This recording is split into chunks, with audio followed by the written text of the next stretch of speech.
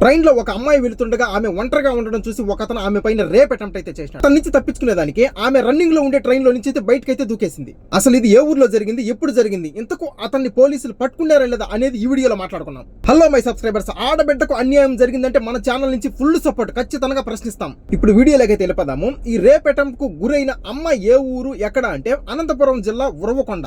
ఈమెకు వచ్చేసి 23 సంవత్సరాలు. మెడ్చల్లోని ఉమెన్ హాస్టల్లో ఉంటూ ఒక ప్రైవేట్ గా అయితే జాబ్ అయితే చేస్తా ఉంది. ఈ నెల 22వ తేదీ తను వాడే ఫోన్ ఏదైతే ఉందో అది రిపేర్ కి అయితే వచ్చింది. దాన్ని రిపేర్ చేసుకునే దానికి సికింద్రాబాద్ కి అయితే 22వ తేదీ అయితే వచ్చింది మధ్యాహ్నం 3 గంటలకు. ఫోన్ ఏదైతే ఉందో దాన్ని రిపేర్ చేపించుకొని సికింద్రాబాద్ రైల్వే స్టేషన్ లో తెల్లాపూర్ మేడ్చల్ MMTS ట్రైన్ అయితే ఎక్కింది. ట్రైన్ ఎక్కిన లేడీస్ కోచ్ లో ఈమె గాక ఈమెతో పాటు ఇంకొక 2 లేడీస్ అయితే ఉన్నారు.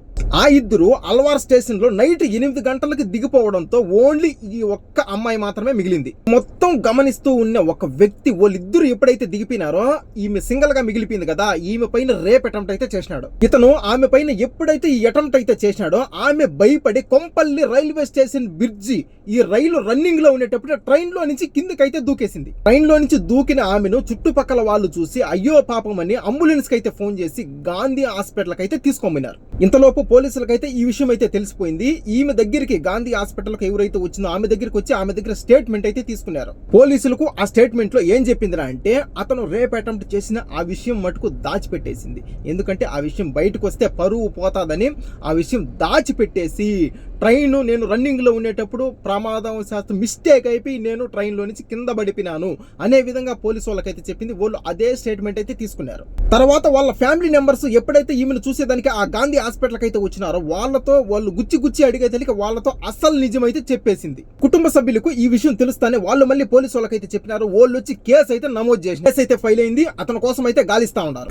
ఈ కుటుంబ సభ్యులు ఏం చేసినారంటే ఆ ఉండే హాస్పిటల్ కాకుండా సికింద్రాబాద్ యశోద హాస్పిటల్ అయితే ఈ అమ్మాయిని అయితే అక్కడికైతే ట్రాన్స్ఫర్ అయితే చేసినారు ఈ ట్రీట్మెంట్ కోసం. రైల్వే గవర్నమెంట్ పోలీస్ SP ఈ ట్రీట్మెంట్ తీసుకునే అమ్మాయితో మాట్లాడి నెక్స్ట్ ప్రత్యేక బృందాలను లైన్ లో దింపి ఈ అటెంప్ట్ ఎవరైతే చేసినారో అతన్ని పట్టుకునేదానికి ఇంకా స్పీడ్ గా అయితే పని అయితే మొదలు పెట్టారు. ఈ ప్రత్యేక బృందాలు ఉన్నాయి కదా, ఇవి 2 టీములుగా విడిపోయి ఒకరేమో CC కెమెరాల వైపు ఇంకొకరేమో సాంకేతిక ఆధారాల ద్వారా పట్టుకునేదానికైతే ప్రయత్నిస్తా ఉన్నారు. ఇదిలా ఉండగా ఈ ట్రైన్ లో నుంచి దూకిన అమ్మాయి ఎవరైతే ఉందో ఆమె కండిషన్ అయితే సీరియస్ అయిపోయింది. ఆమెను ఎమర్జెన్సీ వార్డుకు తీసుకోమని deputy superintendent professor Sunil Kumar అయితే చెప్పినారు. ఆ టైంలో ఈమె కొంచెము స్పృహలోనే ఉంది. ఆ ఎమర్జెన్సీ వార్డుకు తీసుకోబోయేటప్పుడు స్పృహ అయితే కోల్పోయింది. నెక్స్ట్ ఇంకా మణికట్టు కూడా ఇరిగిపోయింది. బాడీ మొత్తం గాయాలు. ఆమె కండిషన్ సీరియస్ అయ్యేతలికే కేంద్ర మంత్రి కిషన్ రెడ్డి గారు, బండి సంజయ్ గారు, బీజేపీ మహిళ మోర్చా రాష్ట్ర అధ్యక్షురాలు శిల్పారెడ్డి గారు వీళ్ళందరూ ఈ హాస్పిటల్ అయితే వచ్చి ఈ తగిన ట్రీట్మెంట్ చేయాలని ప్లస్ మీడియాతో మాట్లాడారు, ప్లస్ డాక్టర్లతో కూడా మాట్లాడారు. ఓకే, ఈ విషయం ఇలా ఉండగా ఆ అటెంప్ట్ అయితే చేసిన అతను ఈ పోలీసు వాళ్ళకు దొరికినాడా లేదా, ఆ పోలీసు వాళ్ళు అనేది పట్టుకున్నారు లేదా, ఈ వర్క్ అనేది ఎంత వరకు వచ్చింది దాని గురించి అయితే మాట్లాడుకున్నాము. ఆ అమ్మాయి చెప్పిన వివరాల ప్రకారము ఇతన్ని పట్టుకునేదానికి ఈ పోలీసు వాళ్ళకు చాలా ఇబ్బంది అయితే అయిపోయింది. దేనికి ఇబ్బంది అంటే ఈ కొన్ని రైల్వే స్టేషన్ లో CC కెమెరాలు అసలు లేవు. కొన్ని చోట్ల ఉన్నాయి, కొన్ని చోట్ల ఉన్నా గానీ కొన్ని సరిగ్గా పనిచేయడం లే. ఆ CC కెమెరాలు కరెక్ట్ గా లేనందువల్ల ఈ పోలీసు వాళ్ళకు అతన్ని పట్టుకునేదానికి ఇంకా కష్టమైపోయింది. నెక్స్ట్ ఇంకా ఈ పోలీసు వాళ్ళు అంతటితో అతను దొరకలేదని ఆగకుండా ఇంతకు ముందు ట్రైన్ లో ఈ మాదిరి అమ్మాయిల పైన అత్యాచారానికి ఎవరైతే పాల్పడినట్టు కేసులు పోలీస్ స్టేషన్ లో నమోదైనాయో వాళ్ళ ఫోటో లిస్ట్ అయితే తీసుకొని వచ్చి ఈ అమ్మాయికి అయితే చూపించినారు.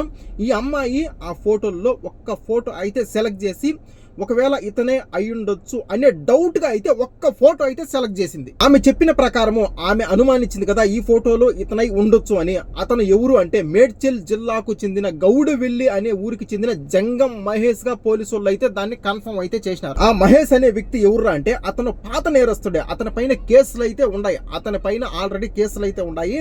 అతన్ని భార్య అయితే వదిలేసింది. దాంతో అతను ఈ చెడు అలవాట్లకైతే బానిస అయిపోయినాడు తేటగా. నెక్స్ట్ ఇంకా ఈ పోలీసు వాళ్ళు ఏం చేసినారంటే డైరెక్ట్ అతను ఊరికి వెళ్ళి డైరెక్ట్ గా అతన్నే తీసుకొని వచ్చి ఈ అమ్మాయి ముందైతే నిల్చోబెట్టినారు. ఇతడా కాదా అని. ఆ అమ్మాయి ఇతను చూసి బాగా కన్ఫర్మ్ చేసి ఇతను కాదు అని తేల్చి చెప్పేసింది. ఈ మహేష్ అనే విషయం పక్కన పెడితే పోలీసు వాళ్ళు అన్ని విషయాల్లో ముమ్మరంగా అయితే గాలిస్తా ఉన్నారు అతన్ని అయితే పట్టుకునేదానికి. నెక్స్ట్ ఇంకొకటి ఈ CC కెమెరాలు ఉన్నాయి కదా, వాటిని చెక్ చేసిన ప్రకారము ఈ నిందితుడు ఎవరైతే ఉండారో అతను అల్వాల్ రైల్వే స్టేషన్ లో ఎక్కినట్టు వీళ్ళైతే అయితే గుర్తించినారు. కానీ ఆ అల్వాల్ రైల్వే స్టేషన్ లో ఎక్కినాడు కదా, కానీ దాని తర్వాత ఎక్కడ ఎక్కినాడో మటుకు ఈ CC కెమెరాల్లో కనపల్లా. కొన్ని స్టేషన్లో CC కెమెరాలు ఉన్నాయి, కొన్ని స్టేషన్లో లేవు. కానీ ఎక్కడ దిగినాడో మటుకు కన్ఫర్మ్ లేదు. అతని కోసం పోలీసులు ముమ్మరంగా అయితే గాలిస్తా ఉన్నారు. మేడ్చల్ నుంచి గుండ్ల పోచంపల్లి వరకు ఎన్ని రైల్వే స్టేషన్లు ఉన్నాయో మొత్తం అన్ని ముమ్మరంగా అయితే గాలిస్తా ఉన్నారు అతని కోసం. పోలీసు వాళ్ళు ఎవరి కోసం అయితే గాలిస్తా ఉన్నారో అతను తప్పకుండా దొరకాలని కోరుకున్నాం. దొరికిన తర్వాత అతని పైన 2 కేసులు. నెంబర్ 1 ఈ అమ్మాయి పైన అటెంప్ట్ చేసిన దానికి attempt to murder 307 BNS. Number 2 అతను ఆమె పైన రేప్ అటెంప్ట్ చేసిన దానికి ఫోక్సో కేసు BNS. ఈ 2 కేసులు తన పైన పెట్టి తనకు తప్పకుండా శిక్ష పడాలని కోరుకున్నాం. ఈ రోజు నుంచి ఏ ఆడపిల్లకు అన్యాయం జరిగినా మన ఛానల్ నుంచి వాళ్ళకు ఫుల్ సపోర్ట్. నెక్స్ట్ వీడియోలో మళ్ళీ కలుద్దాం.